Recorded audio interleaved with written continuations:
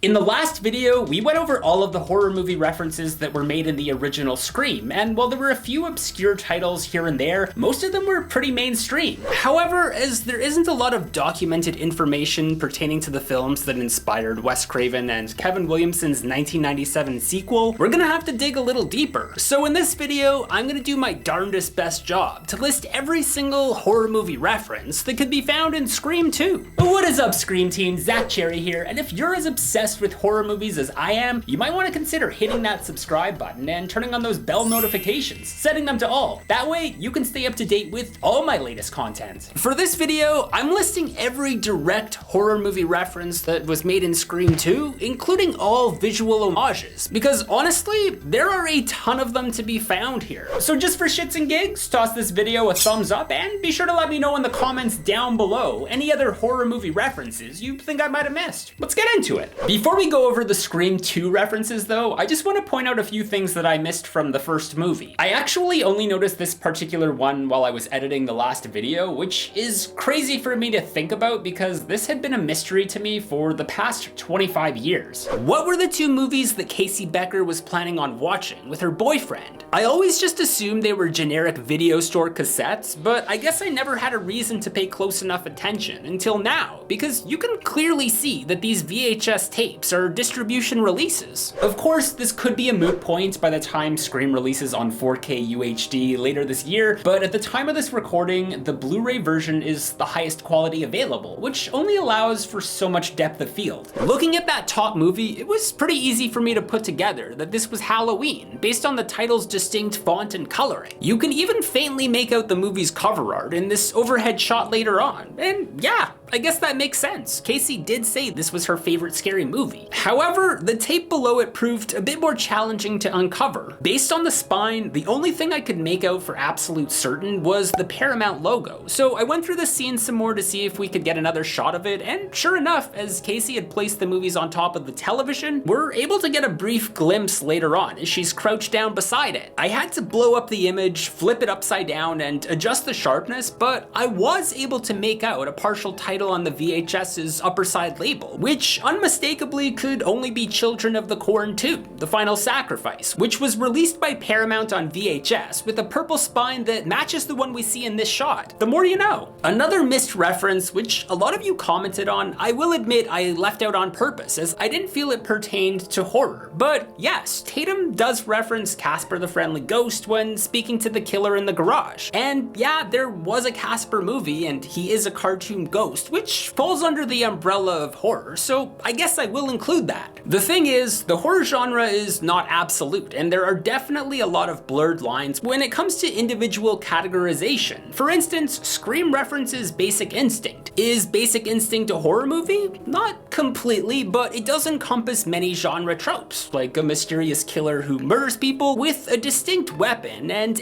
MO. So therefore, I'm gonna include that in my horror collection, because it is a horror movie to me. Deal with it. And finally, as two last references pointed out to me by Scott Reed and Jim Haggard, respectively, the scene in which Sydney locks herself in the hatchback while the killer tries to break in is taken from 1988's Lady in White, and Billy's explained motive of Sydney's mother having an affair with his father was the same motive of the killer in 1981's Happy Birthday to Me. Okay, now that we've gotten that out of the way, we can get into the Scream 2 references. Right off the bat, just as the original had done with its poster art inspired by Silence of the Lambs, Scream 2 borrows from a somewhat familiar trend of two shadowed faces side by side on the cover, which was previously used on the poster art for 1993's Malice, a neo-noir thriller starring Nicole Kidman and Alec Baldwin, in which a newlywed couple's lives are upturned when they rent their home out to an unstable surgeon. This design was also used for an alternate poster for 1994's Wolf, in which Jack Nicholson plays a publisher who transforms into the titular beast after he's bitten by one on a business trip to Vermont. And as most of us Scream fans know, it would be used again the following year, but arguably it was most memorable for its use in Scream 2. Getting into the movie proper, Phil and Maureen arrive at the Rialto Theatre, which is holding the premiere for Stab. Based on the Woodsboro Murders, the best-selling novel by Gale Weathers, the film, or at least the parts of it which were shown, are pretty much a shot-for-shot remake of Scream. And you best believe I'm gonna be listing this as one of Scream 2's horror movie references, as it acts as the film film's biggest tie-in, reenacting the entire Drew Barrymore sequence as seen here with Heather Graham in the role. Additionally, all of the film within a film scenes were directed by Robert Rodriguez, making him the Scream universe's version of Wes Craven, a factoid that became officially canon during Scream 4's Stabathon. Inside the movie theater, audience members are treated to a couple of flying ghost faces zipping by overhead, as well as the glow-in-the-dark card that reads "Filmed in Stabovision." This is a reference to famed horror producer-director William Castle, who was well known for his in-theater gimmicks that would draw in huge box office numbers. Specifically, his 1959 film House on Haunted Hill, in which an eccentric millionaire played by Vincent Price offers a group of 5 strangers $10,000 each to spend the night in a haunted mansion with him and his wife. Castle hyped audiences for what he would call a Mirgo, an innovation whereby a 12-foot-tall glow-in-the-dark plastic skeleton ziplined across the room. As the movie within a movie begins to play, we're treated with a tried and true callback to 1960s Psycho, the genre cornerstone from Alfred Hitchcock, where very much as Janet Leigh's character took a fateful shower, we see Stab's depiction of Casey prepare to do the same. When Phil takes off to the movie theater restroom, we get a reference to 1974's Black Christmas, when the killer hiding in the stall starts whispering unintelligibly. However, if you listen carefully, you can make out the phrases "Billy did it" and "Listen mommy." Just like half of the Ghostface duo in Scream, Billy was also the name of the killer in Black Christmas, who would make phone calls to a sorority house in which he would repeat similar sounding lines that painted a disturbing backstory. The theory is that Billy allegedly once lived in the house with his family, where he had done something unspeakably terrible to his baby sister Agnes, and as the words Billy and mommy are used together by the killer here, it also acts as a clue to the film's eventual big bad. Speaking of 1970s classics, John Carpenter's Halloween was definitely the biggest inspiration for the first movie, with homages and direct mentions showing up numerous times throughout. And while there are a few well-hidden references in this movie, which we will get to, there was a line of dialogue which didn't quite make it into the final film, but appears in an earlier draft of the script, where Maureen jokes with the killer, who she thinks is her boyfriend, by asking him if she can get his ghost. A well-known line that was totally used by PJ Souls' character, whilst the shape disguised itself with a bedsheet. I can only imagine a line like this was removed, since a character like Maureen, who self-admittedly hates the horror genre, would never reference such a specific quote. Now, when it came to the original Scream, the iconic opening scene was, for all intents and purposes, inspired by the film When a Stranger Calls. So naturally, in order to keep things fresh, they would have to source some other horror movies in order to create just as compelling an opening scene for the sequel. And while these titles are all a little less mainstream, there are at least 5 different horror movies that are referenced in the movie theater murder. So let's go through them in order of release, starting with 1973's Messiah of Evil. An obscure gem among the numerous low-budget drive-in horror flicks, the story follows a young woman who goes searching for her missing father in a strange Californian seaside town that's governed by a mysterious undead cult. In one scene, a character is murdered in a movie theater by the other patrons, who turn into vampires and feast on her as she tries to escape. Next up is 1980's He Knows You're Alone, which probably bears the closest resemblance to this kill, and was even referenced by Randy in an earlier draft of the script. The film, which also features Tom Hanks in one of his first major movie roles, follows a killer who's targeted the wedding party of a soon-to-be bride. The opening scene depicts a movie within a movie, as watched by 2 friends, where one of them believes she's being stalked by someone who has followed her into the restroom. As the killer takes a seat behind her, he waits for a calculated moment of violence on screen before inflicting a lethal blow, making it so her final scream won't be noticed by other audience members and allowing him to quietly sneak out before anyone realizes what's happened. This scene is also a reference to 1985's Demons. Written by Dario Argento and directed by Lamberto Bava, the Italian-made film depicts a random group of people who are all invited to a screening of a mysterious horror film, only to find the picture has come to life as they become trapped inside the theater with a horde of ravenous demons. In one moment in particular, a woman who's being attacked rips her way through the movie's projection screen, inciting panic amongst the theater's audience. This could also be a reference to another foreign film, with 1987's Angustia, or Anguish to North American audiences, in which Zelda Rubinstein of Poltergeist fame plays a controlling mother who uses telepathy to send her middle-aged son on a murder spree.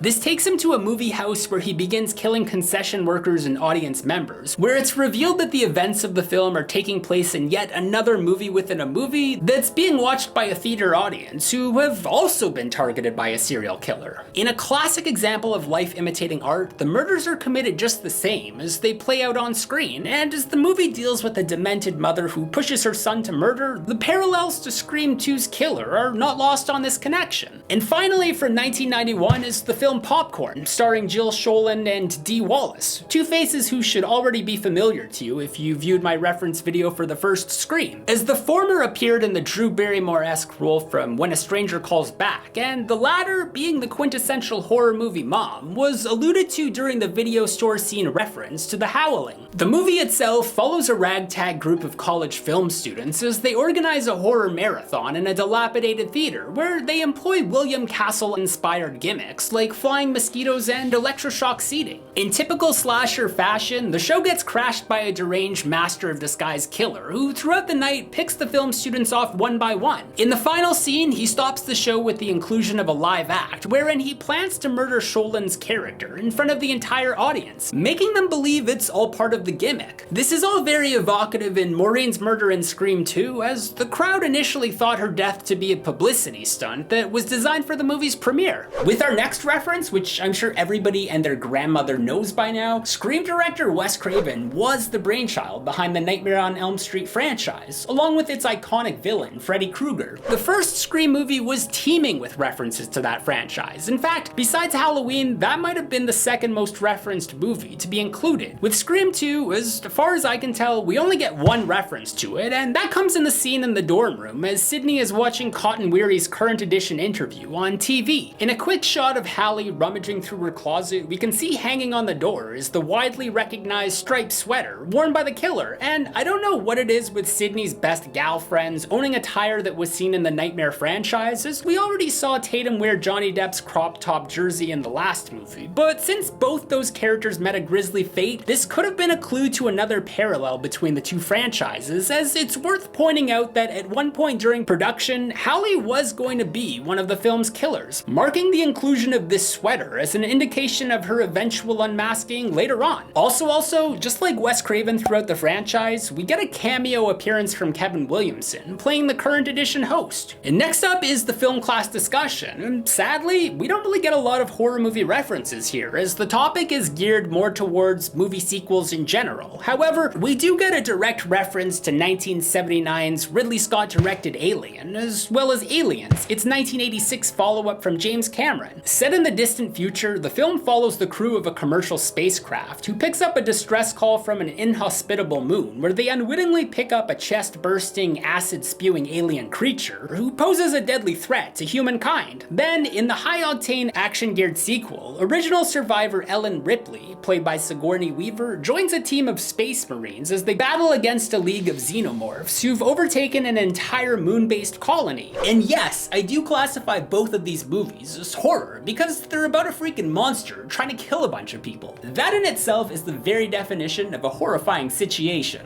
However, I always balk at the idea that Randy would speak with such authority while correcting Joshua Jackson when, in fact, he was the one who got the line wrong. Get away from her, you bitch! I believe the line is stay away from her, you bitch. Get away from her, you bitch! We also get a reference to House 2: The Second Story, a 1987 supernatural horror comedy in which the new owner of a sinister house gets involved with reanimated corpses and demons searching for an ancient Aztec skull with magic powers. In an alternate deleted scene, another student does make reference to the Friday the 13th franchise by joking that Part 20 is a superior movie to the original, but other than that, the horror movie references are very light here, probably so the story could draw more parallels to the original Scream. Still seems like a huge missed opportunity though. Later that night at the Omega Beta Zeta sorority, we check in on Cece, who's breaking those house rules by eating pizza in the living room. As the killer calls her, she begins channel surfing before settling on Nosferatu ein Symphonie des Grauens, a 1922 silent German expressionist horror film produced as an unauthorized adaptation of Bram Stoker's 1897 novel Dracula. This is perhaps a very cheeky nod to the fact that Cece's portrayer Sarah Michelle Gellar was at the height of her Buffy the Vampire Slayer fame during filming. However, this time around she's less about kicking ass and more so just taking messages, as we see the killer's crank calls have rattled her cage a bit. And as this entire sequence is meant to be yet another recreation of the Drew Barrymore kill from Scream, we get another tie-in to this sequel's predecessor, giving us a more abridged version of that opening scene. On top of that, the killer even patterns their crimes off of the film, initially going after random people who have the unfortunate luck of sharing the same names with the 3 original victims. There's also a quick reference to Friday the 13th, as Cece's friend on the other line, who happens to be voiced by Selma Blair, delivers a variation of the all-too well-known distorted sound effect from Harry Manfredini's eclectic film score. Although the composer set the record straight a while back, informing us that the correct verbiage is ki ma ma ma, as an abbreviation on the famous Betsy Palmer line. Kill her, Mommy.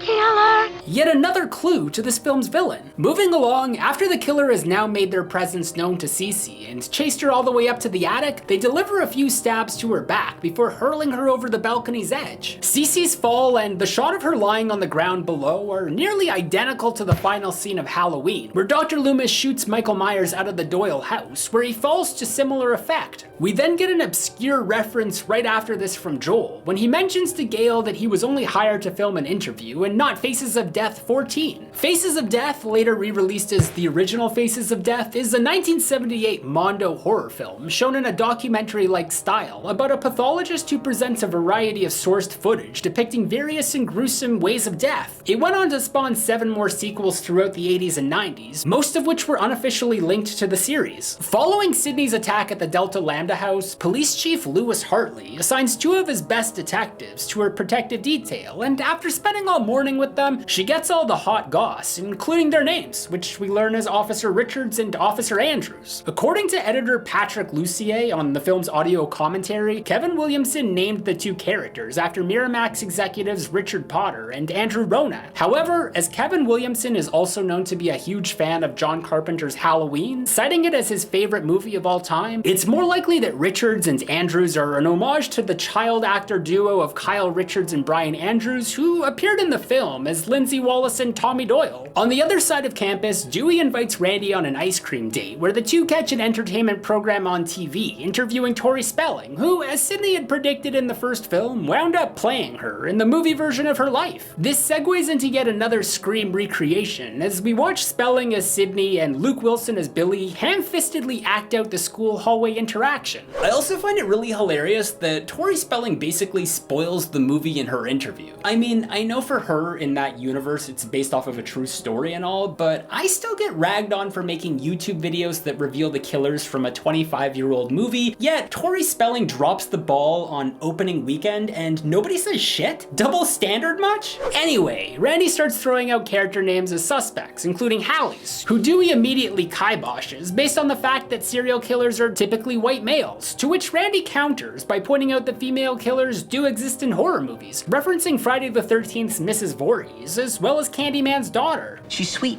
She's deadly. She's bad for your teeth.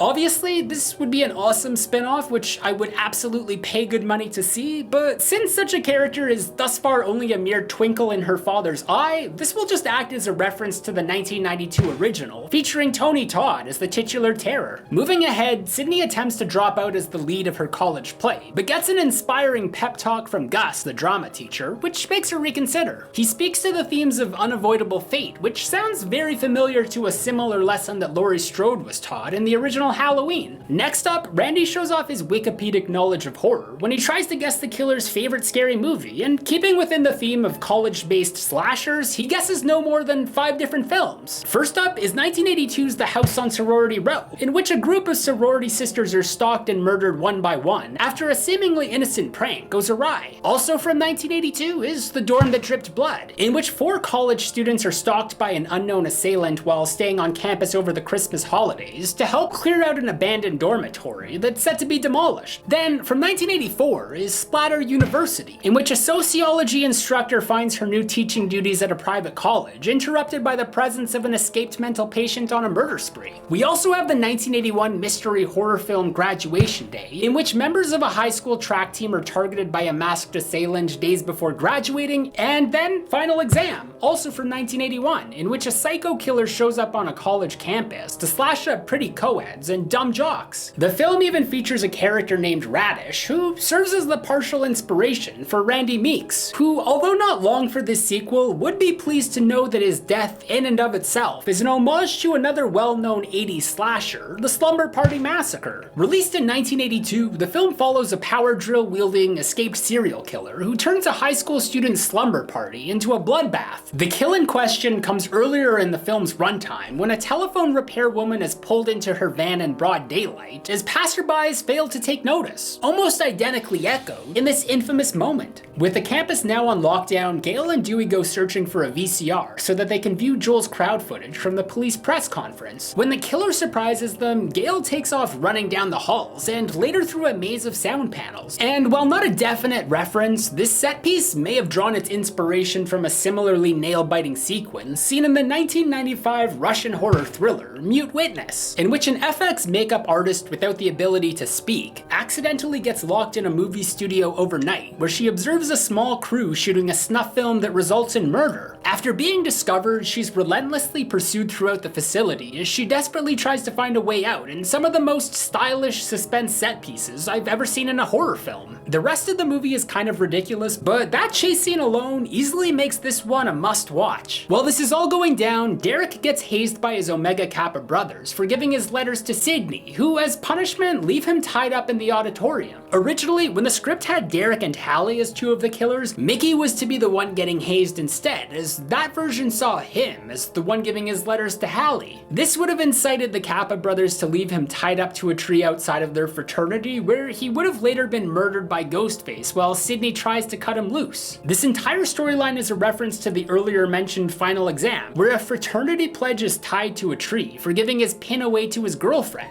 And as he's left outside alone for the entire night, he becomes an easy target for the film's killer. We then get a quick nod to Twin Peaks, the David Lynch television series that follows the murder of a small-town high school homecoming queen that originally ran from 1990 to 1991. The series went on to include a feature-length film in 1992 entitled Twin Peaks Fire Walk With Me, as well as a more recent revival series on Showtime in 2017. The reference in question comes when the police car transporting Sydney and Hallie stops at a traffic light. The usage of this imagery would show up often throughout the series and 1992 film, typically as a portent right before some sinister occurrence was about to take place. Moving ahead, as the stage is set for the climax, we finally get a payoff for all those clues that were given to us earlier, when it's revealed that the evil mastermind behind everything was actually the perky news reporter Debbie Salt, whose real identity turns out to be Mrs. Loomis, aka Billy's mother. In what is probably the film's most prominent horror movie reference, a psychotic matriarch returns to exact revenge for the death of her son, exactly as Mrs. Voorhees had done in Friday the 13th, which, in an ironic twist, Randy had sort of actually figured out earlier on. We even get a similar moment of Mrs. Loomis trying to break down a door with Sydney behind it, just as Mama V had done with Alice, hiding in the pantry. We then get another visual homage to Psycho, as Mrs. Loomis peeks through the small hole left in the door, just as Anthony Perkins had done to spy on Janet Leigh through the walls of the Bates Motel. And in yet another reference, Sydney's axe-brandishing mania is possibly an homage to Jack Nicholson in The Shining, Stanley Kubrick's renowned psychological horror flick from 1980, in which a hotel's off-season caretaker develops cabin fever and tries to murder his family. Finally, we get one last reference in the 1987 Italian slasher film Stage Fright, also known as Deliria or Aquarius, about a dance troupe who lock themselves inside a theater for rehearsal of their upcoming musical production, unaware that an escaped psychopath has snuck inside with them, with the climax of the film depicting an axe-wielding final fight between the heroine and villain throughout the bowels of an auditorium. The Scream 2 centerpiece feels highly evocative, and with the killer coming back for one last scare, they even need to be shot between the eyes before they can truly be ruled out as dead. Well, sorta.